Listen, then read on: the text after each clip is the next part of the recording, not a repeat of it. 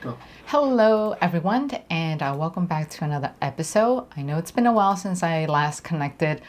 We've been busy planning a live event for our Latino community, but glad to say that I am back. So today, what do I have for you today? We're going to talk about commercial real estate because I know there's a lot of noise going on about Moody's downgrading some of the ratings for some commercial real estate banks and what does it mean for the economy and yada yada, but none of them talk about the underlying costs. At least I haven't found anything online that talks about something like that. So I wanted to take this opportunity and sort of like walk you through everything that's been going on and why is it important and how this can either be something that either could hurt you or it could probably be a opportunity.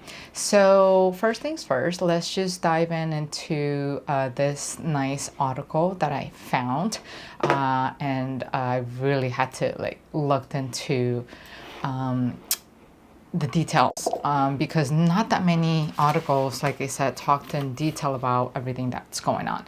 So apparently, based on what we see here, commercial real estate loans are a ticking time bomb for U.S. banks. So what exactly are they referring to? So let's take a look at this first paragraph. So it talks about the global commercial real estate sector is now under severe pressure as interest rates remain elevated across much of the world. This is no more apparent or systemically important than in the United States because the U.S. is home to the world's biggest commercial property market. And with a massive wave of property debt maturing over the next 3 years, speculation is mounting that the U.S. banking sector could succumb to another major crisis should commercial real estate loans default rates climb to unmanageable levels. So what does this mean? So let's just take this opportunity to go back to the main screen, and I want to share this, right? So typically, when you take a look at a loan, normally when you hear anything related to residential real estate, right, you will hear that the mortgages are usually either 15 years or 30 years. There are many other products out there, but typically these are the two most common with the major emphasis on 30-year loans.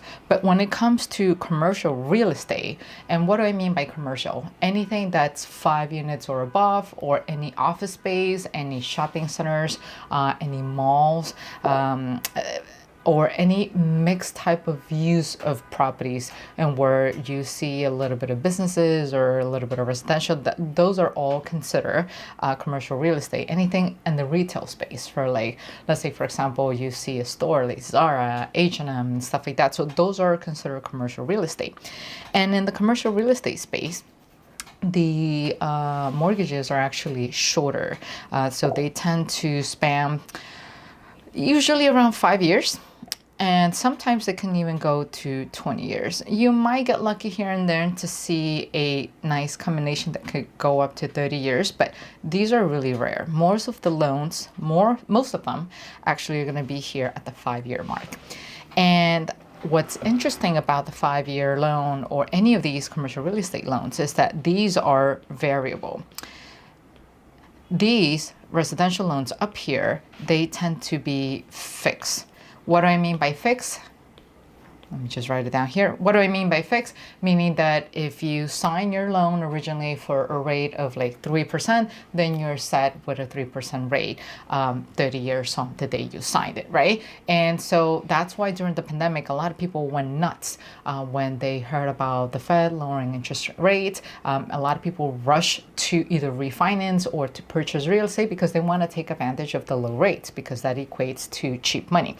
Now, with commercial real estate, things are a little bit different. Maybe you did a purchase during the pandemic, or you took advantage of the low rates at the time, and you could have gotten started with a low rate. So let's say, I'm just throwing a number down there, 3%. But what happens is with these commercial loans is that they tend to be fixed for a short term, usually 1 to 3 years. And then after this 1 to 3 year term, they become variable. So depending on the loan structure, the rates can change every 6 months or every 12 months. In my experience, I've encountered commercial real estate loans that change every 6 months. So what happens is once the rates changes, it changes according to what the market dictates. So right now, the big boo-boo is that the Fed had not lower rates ever since. And so a lot of these commercial real estate loans, as they come to either maturity or they need to update their loan term, so to speak, because of the variable rates, they're being reset at these higher rates. So with the higher rates, we have other issues, not higher, well, higher issues too, but other issues as well. When you are updating your loan, and that means that your current payment will go up. And when payments go up, that eats into your cash flow, which means less money that you get to make. So that's in a nutshell, a quick summary. So now let's come back to the article, because let me see how do I do this. Did I do this right? Okay, cool. Now, continuing with the article, what they're sharing here is that about 1/4 of the average lender's asset and a whopping 2.7 trillion of aggregate bank assets, commercial real estate loans represent a substantial share of the total U.S. banking system in 2024. And with many of those loans issued at rock bottom rates during the low interest environment of the previous decade, which is something that I just explained, right? Borrowers' ordeal of repaying their CRE loans or commercial real estate loans at today's sharply higher rates is placing an immense strain on American lenders as they seek to avoid selling loans at a significant discounted prices. So what happened is typically, in order to continue to generate capital, most loans, they tend to be sold at a whatever discount. But what's making this whole ordeal challenging is that not only they have to deal with higher rates, which means less cash flow for the borrowers, the borrower is at a risk of defaulting, which makes the banks be in a risky position because they might not be able to collect on those loans. And what happens when you can't collect on those loans? They become a lot more difficult to sell to other investors because, hey, if the investor cannot collect the money, then why would they even want to invest in this product in the first place? So it's kind of like a ripple effect. And now hopefully you can start seeing why this is something that could affect everybody. It's a domino effect. It's not something that can only remain on the commercial real estate space, right? So now back to the article. I want to make sure I have everything covered. So there's a section right here that I want to move into, and that's right here.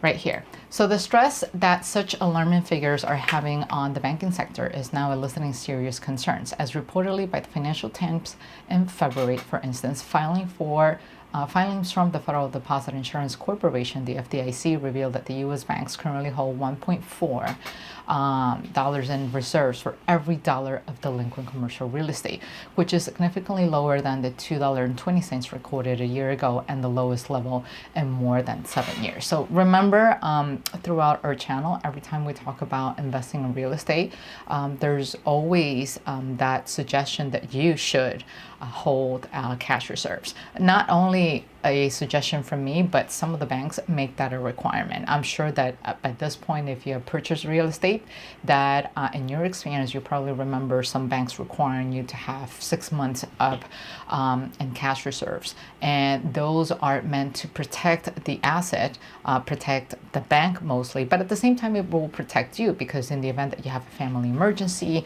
or that if you lost your job, or that maybe some sort of stream of income loss, that the reserves that you happen to have in place will kick in and start helping you take care of those mortgage payments. And the same thing goes for commercial real estate. So having reserves always pays off. And what they're saying here is that now not only they're seeing a issue with the increased interest rates, but also that increased interest rate is affecting cash flow, and ultimately in a way it's affecting the reserves. Because if you come to think about it, my assumption is that if you're not making that much cash flow, that means you're going to have to start tapping into your cash reserves at this point, which minimizes your availability in terms of reserve in the event that a real emergency happens to come up. Now, moving along, there's another point that I wanted to highlight here. Many believe the situation could be manageable at current levels for the biggest banks. Of course, biggest bank have more support. They're too big to fail, and regulators, one way or the other, they may come in and save them, right? Wells Fargo, for example, recently confirmed that its commercial real estate loan strains are largely confined to the office sector, and that it has set aside enough reserves to absorb charge-off after large bills. For those who don't know, larger cities and some major downtown areas, the majority of the real estate that you could potentially be seeing in those areas are largely office buildings. But with the arrival of the pandemic and now us switching back into the new normal, what does the new normal look like? The new normal means hybrid working. Sometimes you get to go to the office and sometimes you get to work from home. And in some instances, you get to work from home completely. So that means that the demand for commercial real estate has decreased significantly, which means that either some offices are not renewing their office leases, or that, I don't know, those office spaces have become ghost towns. And the issue, once again, goes beyond just commercial real estate. Because if you come to think about it, when you're having your office space, that means you're attracting employees. So when employees are around in the vicinity, what do? They create foot traffic. That means they get to go out to the local restaurants, the local food trucks, so they can grab lunch. And then, I don't know, some people do coffee breaks, right? And so you walk into the nearby coffee shop and you make your purchase, whether it's a coffee or a piece of, I don't know, afternoon sweet, just to lighten your mood up and stuff like that. So when you remove that foot traffic from the equation, not only office-based buildings are suffering, but all the little local businesses nearby the area is suffering. So if you happen to be one of those smaller businesses, you could be at the risk of losing everything, because if you're not selling your product, you're not creating enough demand. That means you also won't be able to afford the commercial rental lease space of your building, of your coffee shop. So once again, it's a ripple effect, right?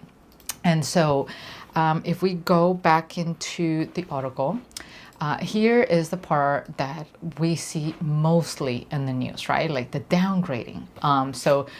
According to what we see here, the S&P Global Ratings warned in late March that regional lenders could see their asset quality and performance eroded by the stresses in the commercial real estate markets, and that increases in modified loans and loan maturities may foreshadow a decline in asset quality and performance.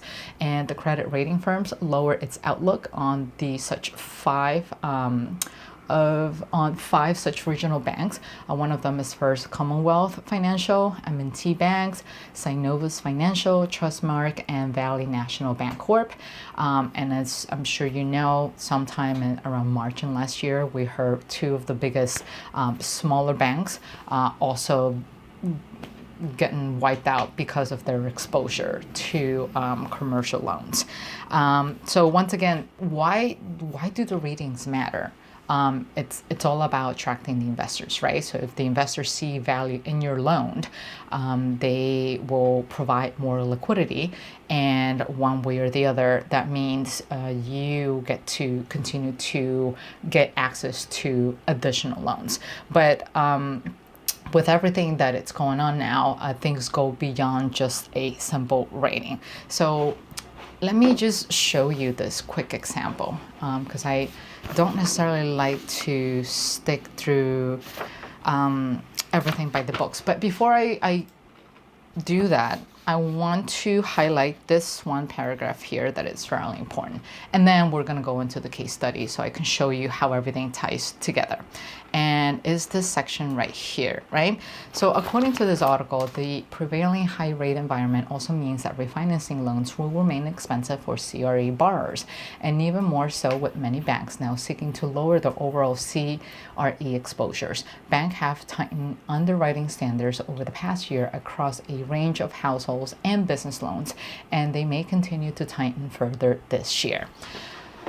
Now, in plain English, what does it mean, right? So let's just come back to the tablet. So for those who don't know, anything that has to do with commercial real estate, the way the value of the properties are set, it's based on cash flow. So the more cash flow you make, the higher the value of your commercial building. So just make this nice building right here. Once interest rates go up, that means your cash flow is going to decline. And that translates to your building being of lesser value. So when it's time to refinance, we talked a lot about the concept of a cash out refi. So when it comes to refinancing, typically people invest in real estate and they do whatever kind of work they need to the property, and you bring up the value. So the goal of bringing up the value is to be able to pull that extra equity out, and you use that money to continue to buy other pieces of property. So that's in essence how things work. But currently with this environment, this high inflation environment and high rates, not only your cash flow is diminishing, but your properties are also lowering in value. So even if you want to refinance into a lower interest rate, you can, because the rates are currently high. And because the value of your property is based on your cash flow, chances are you can't even refinance anything out because your current commercial real estate is worth less than when you originally bought it. Now, this doesn't translate to the residential space because the residential properties are a whole different monster, so to speak. The value is based on what the market dictates, which involves a lot of emotions. Homeowners come in, and it's whatever price the homeowner is willing to pay. Usually numbers don't come into place unless you're buying residential properties for investment purposes. And if that's the case, then that's when cash flow comes into place. But in this case, if we're talking about the office-based building or the shopping mall or the regular retail space that you're used to seeing, typically the value is dictated by that cash flow. And if this is not high enough, then your building goes down in value. And it's kind of like a, I don't know, like a ripple effect. So not only your building has lower in value, but also you have to deal with high interest rates. And on top of that, you're not getting enough cash flow. Why you're not getting enough cash flow? Because there's no demand. People are choosing to work from home. Companies are choosing to work from home. And so there's no need for these commercial real estate spaces. So everything gets tied back. And once again, it's not just an issue of, oh, well, it's those commercial real estate buildings problem, but it's also every local businesses that need that foot traffic in order to survive. So what are some of the potential solutions that are coming? Some are actually suggesting that some of these buildings get converted into residential real estate, but that's not a quick fix, because in order to make this happen, you need to apply for permits and make a case, that there's no need for the use of this commercial real estate, and applying to make that transition, it's going to take a long time just on permit alone. And then of course you have to make sure you bring your power team in and you start doing the conversion. And so that's not an overnight change. That could take a couple of years, and God knows what will happen then. Something else that is happening, and we actually created an episode not too long ago in our channel. Some are buying those commercial real estate at a great discount. So a big brand, Louis Vuitton, is actually coming in and buying some of those commercial real estate spaces on Fifth Avenue because it's actually cheaper and they can afford to own their own real estate and add more to the experience. And same thing is happening to other areas like downtown San Francisco, where a lot of big investors are coming in and buying those commercial real estate cents on the dollars. So that's the latest update I have for you. And I want to be able to answer everyone's questions. So I'm going to open up the floor to any questions that you have that is related to the article that I just covered. And Anthony is going to come in, the co-founder of Nova Rice. His big head is like poking out here. So just gonna... First of all, I want to thank everyone who is in this live. We appreciate your time and thank you so much for leaving us your like, comment, or whatever question that you have. Okay. Yeah. So we have core is Z Corp Alpha, which is going to say the person is asking, is this live already recorded? Yes. Yeah, this is live. So you can ask your question if you have one. And he was mentioning that the banks are still FDIC insured up to a certain amount. Not all banks are FDIC insured. So when you go in, typically if the bank is FDIC insured, they will have that sign somewhere on their venue. And sometimes even if you make an appointment with a banker, they will have like the little sign of the FDIC insured, but not all banks are insured by them. And from my understanding, they secure a maximum of $250,000 per person.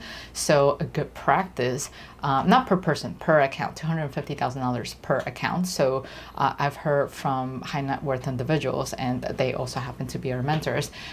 Their recommendation is to open multiple bank accounts. They can be under you, but it will then fall within the FDIC insurance minimum or maximum amount of $250,000. So you can have, let's say, $1 million in your bank account, but in order to protect that total $1 million, you will spread it out into 4 different accounts. If you have them all under one account, the most you're going to get back, or the most coverage you're going to get, is $250,000. Yeah, that's correct. So let's go to the next one. And let's see. He said that he paid off his house with a property. Congratulations. Congratulations. That's awesome. Homes near me are being renovated and resold for $1.2 million. Very nice. It's a very nice area. So, did he say in what area? I don't think so. Not sure. Okay. But we do have, let's see. Okay. When do you anticipate the bottom of commercial real estate market? Don Papo. That's really hard to tell. If I wish I had a magic ball, but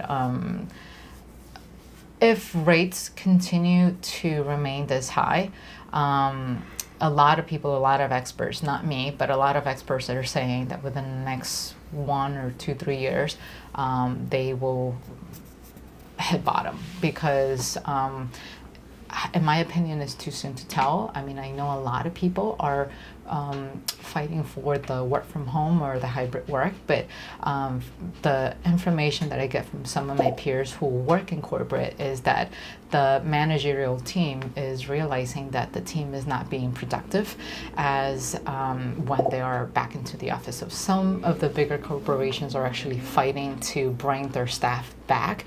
And if that happens, then maybe commercial real estate space could be safe because now we're going to see a higher traffic of people resuming back to their usual office life. But we're talking, multiple issues here. So it's not just the commercial real estate space, but we're also dealing with human resources in the equation because you can't just force people to come back after you've proven for like an X amount of years that people were able to work from home without any interruption. So it's too soon to tell, in my opinion. But there is this level of concern, and I think that the best we can do at this point is just continue to monitor the market. Recently, the Fed had their a recent meeting, and they have chosen to keep the interest rates as is, unchanged. But some experts are anticipating that by the end of the year, they could see a quarter of a point decrease. I'm not entirely sure what will that mean, because a quarter of a point really doesn't make much of a difference on a short-term loan. You will see a big difference long-term if you add up all of the interest that you're saving. But at this point, we have yet to see what are some of the issues that big corporations are trying to resolve with their employees. I just read right before this article that Wells Fargo fire a next number of employees because they were also dealing with human power, human capacity, human work. So all of that stays connected. And that was a very long-winded explanation, but I hope that it helped. Okay, so next question we have Romeo Mosquera. Hey, Romeo.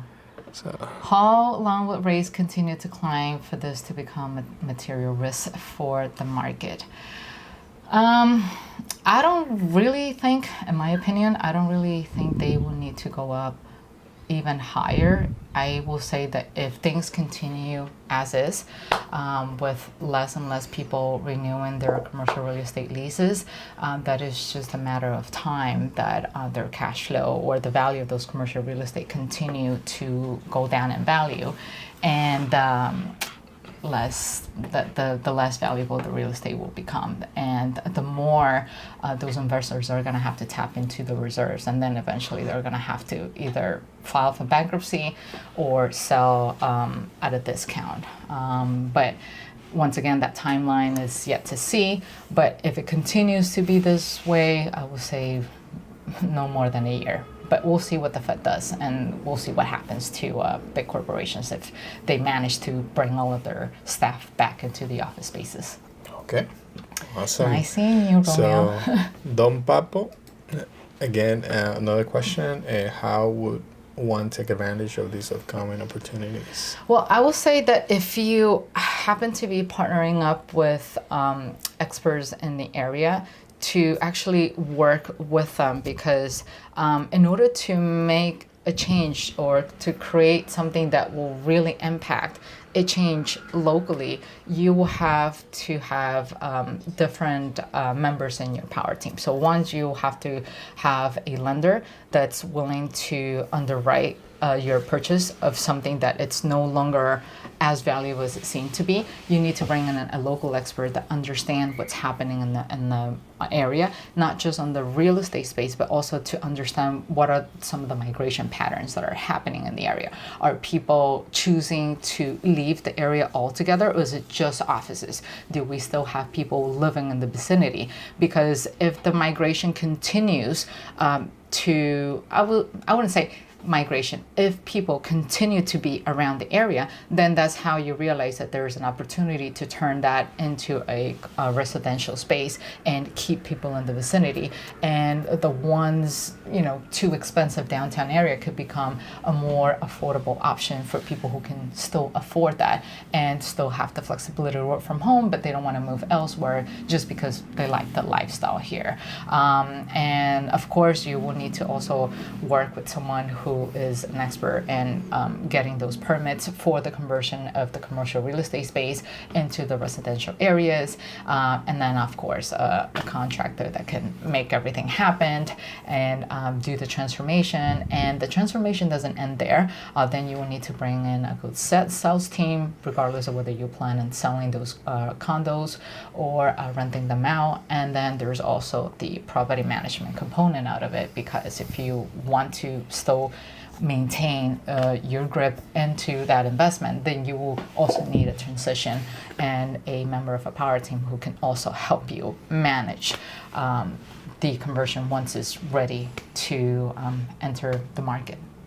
Yeah, and I think also becoming much better explaining yourself to people, like becoming better at creating connections to new real estate investors, meaning working in your internal skills, interpersonal skills Yeah. will help a lot. And also a understanding about like how much cash flow a property is going to give you, and making sure that you keep track of all the expenses that a property will give you, and being very ruthless into the cost that you're putting into a property Yeah, and maximizing that. especially when it comes to commercial real estate, you can't let any emotions come into the equation. Like, your numbers have to match.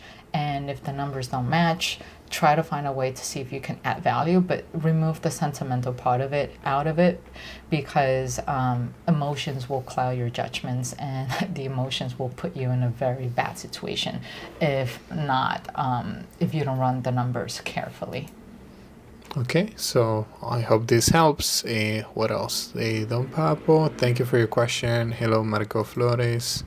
Hope everything is good. Hi, Marco. Does anyone has another question for Lucelia? Let me see. Let me check Instagram really quick. So wait, do we have questions on Instagram? Let me see. Hello, Instagram. Thank you for connecting. We have some people here. Let me just double check. While you look for those, I know there is a question that it's always lingering around this time of the year, especially with the high rates, and that is the question of, should I do a cash out refi on my investment properties? Because we're in a high inflationary environment, and at the same time rates are high. Is it really worth it?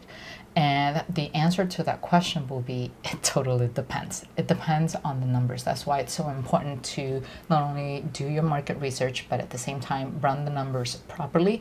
Because yes, I understand that the rates are high, but if you happen to find a deal that is providing you with the cash flow that you need, then you should snatch it today and worry about any low rates in the future. By that, I'm not saying go into any deal and grab any high interest rate loan. Don't do that, because then you will put yourself in a position in where the investment is no longer working for you, but you are actually working for your investment.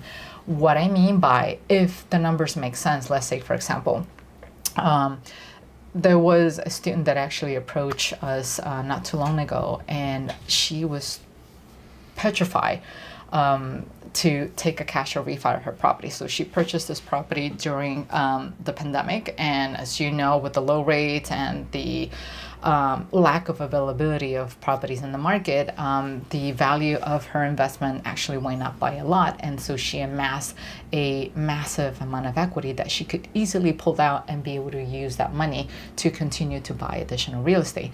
But she got fixated on the low rate. Like, I don't want to lose that low rate, so she will rather keep the equity that she built there, just because she didn't want to lose that rate. And I understand the fear, because you're thinking about cash flow. So like, if I do a cash out refi and I end up with a higher payment, that means less cash flow for me, because now I have to worry about paying a higher mortgage payment. But what's failing in this way of thinking is that if you think about it, and if you're able to pull the equity out of that property and you're able to buy 2 additional properties, now you're creating 3 different sources of income. So you have your original property, and then you have, as a matter of fact, let's just do that here. Providing a very long-winded explanation, but things work better this way. So let's say, so once again, this person had this property and she had a low rate. Let me just say it's 3%, right? So this property was purchased during the pandemic, so she amassed a massive equity. Let's suppose that at the time, I don't know, the rental rate for this property was $2,000, and now with inflation, we're talking about $2,200, right? Just to keep it conservative. So she was concerned that if she did this whole refinance and she pulled the equity out of this property, that she will wind up with a rate of like, I don't know, 7%. And I'm just throwing a number out there. Because this rate is not fixed. Like, I can't determine what the exact rate is, because all of it will depend on your debt to income ratio, on your credit score, and a lot of factors that are outside of my control. But let's just stick to these numbers for illustration purposes. So the way I explain it to her is, why would you focus just on this picture And so you're not utilizing the equity that you amass over the years. And this equity can allow you to build up your real estate portfolio by tenfold if you utilize that correctly. So she is so afraid of losing this rate just because she doesn't want to deal with this rate. So the way I explain it to her is you right now, as of now, you have one source of income, one stream of income only. But if you utilize the equity and you purchase 2 additional properties, right? And use the equity down for a down payment here and then a down payment here. Now you're talking about 2 additional sources of income for a total of 3. But then her next concern was, yeah, but like if I buy these properties here and these properties here, that means I'm gonna have to deal with a high interest rate still. And the answer is no, not necessarily, because if you do your research correctly, right now there are a lot of incentives that builders are giving their buyers, especially investors, to bring the rate down. In fact, I actually closed last year on a duplex and a quad, and my rate was 4.75. And I'm sure some of you might remember that last year we were still in a high rate environment. So if you do your research right and you work with the right team, that's why building your power team is so important. You can take advantage of low rates even when you are in a high inflationary environment with high interest rates. So by doing my research right, I was able to find not just a single family, 6 different sources of income, because we're talking about a duplex and a fourplex combined, it's 6. And I was able to pull the equity out of some of my properties. Yeah, maybe this chunk came at a high rate, but because I was able to lock in at a lower rate, whatever these 2 properties generate, they cover the mortgage here, they cover the mortgage here, and then combined with this property here, is also covering the new cash out refi monthly payment that is here. So it's all a matter of planning and strategizing, and don't stay too focused on this simple number if the risk is going to bring you a bigger reward. Of course, once again, run your numbers correctly, make sure you have enough cash reserves, and then when the time is right, monitor the market, pay attention to what the Fed is saying regarding rates, and in the future opportunity, chances are you might be able to do another cash out refi and then enjoy a much lower rate. But remember, things are not always so easy, because I know people love to invest and when the rates are low. But remember that when the rates are low, that means money is cheap. And when money is cheap, everybody wants to go out and buy, which is exactly what happened during the pandemic. And when everybody goes out and buy, they will drive prices up. And the opposite happens in an inflationary environment. So the rates are up, but then the property prices, they don't go up as much. And because there's not enough movement in the market, it lends itself for you to come in and negotiate, try to get some concessions, some credits for the closing costs, or in my case, negotiate some of the rates down. And you might be able to find a seller who's willing to work with you on that, especially if you're working with a builders who are specifically solely dedicated to building properties to real estate investors.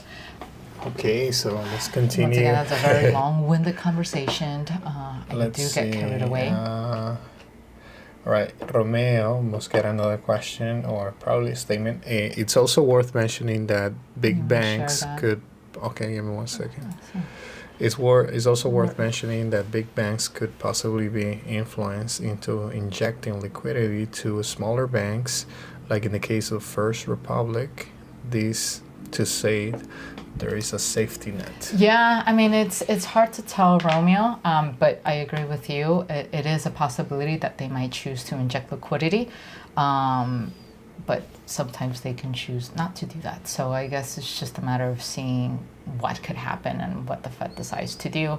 But thank you for bringing that up. It's definitely something that we have to consider and worth highlighting. Yeah. Okay. And, let's see. And then I think one more question. One more question, and all right. Because I don't want to make the So, episode to be Marco too Flores, lengthy. what is the best way to make the seller be your lender, or what is your experience on doing those transactions? I would say first you need to understand where the seller is coming from. What is their position, right? So I always like to use the analogy of, let's say, of a seller who has invested in real estate for 10, 20 years and they're ready to retire.